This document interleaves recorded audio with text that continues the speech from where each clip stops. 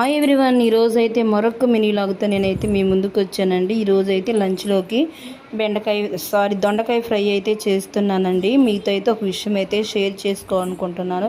మా చెల్లి వాళ్ళు అయితే చాలా సంవత్సరాలు అయితే ఒక 3-4 ఇయర్స్ అయితే దయ్యాలున్న ఇంట్లోనే ఉన్నారండి. ఫస్ట్లో అయితే చాలా భయపడే వాళ్ళు అనమాట.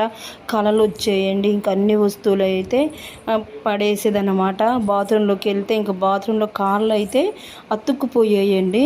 ఇంకా అంటే తొందరగా రావన్నమాట. ఇంక అట్లా ఒక 3-4 ఇయర్స్ అయితే ఉన్నారండి.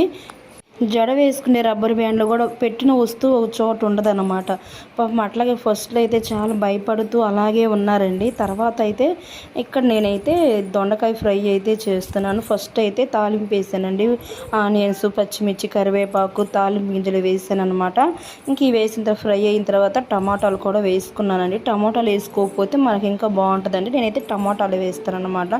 చాలా బాగుంటుందండి. ఏదైనా అంటే రసంలో కానీ పప్పులో కానీ నంచుకోవడానికి అయితే చాలా బాగుంటుంది అన్నమాట. పాపం చాలా భయపడేవాళ్ళండి. మా చెల్లి అయితే ఇంకా మా అమ్మ వాళ్ళ ఇంట్లో అయితే పండుకున్నారనమాట. కొన్ని రోజులు అయితే ఇంకా తప్పదని చెప్పేసి ఇంకా మళ్ళీ ఇంక వాళ్ళ ఇంట్లోనే పడుకున్నారండి. ఒక 3-4 ఇయర్స్ అయితే అలానే ఉన్నారనమాట. పాపం బొమ్మలు ఉంటాయి కదండి, టెడ్డీ బేర్ బొమ్మ, ఆ బొమ్మలో దూరి బొమ్మ కూడా అలాగే చూస్తూ ఉంటుందండి. నాకు కూడా చాలా భయం వేసింది అనమాట. ఆ ఇల్లు ఖాళీ చేస్తారా లేదనేది రేపటి వీడియోలో అయితే చెప్తాను. ఇక్కడైతే ఇంకా తినేస్తున్నాను లంచ్లోకి అయితే. మరిన్ని వీడియోస్ కోసం అయితే మన ఛానల్ని సబ్స్క్రైబ్ చేసుకోండి. బాయ్.